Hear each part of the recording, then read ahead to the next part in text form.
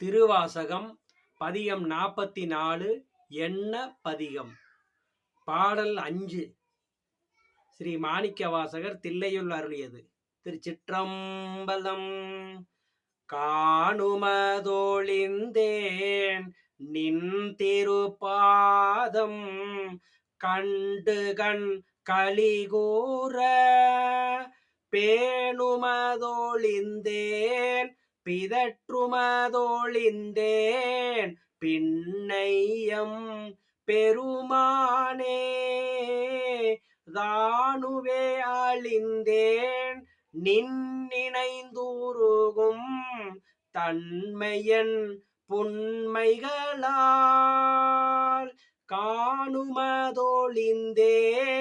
நீ இனி வரினும் காணவும் நாணுவனே.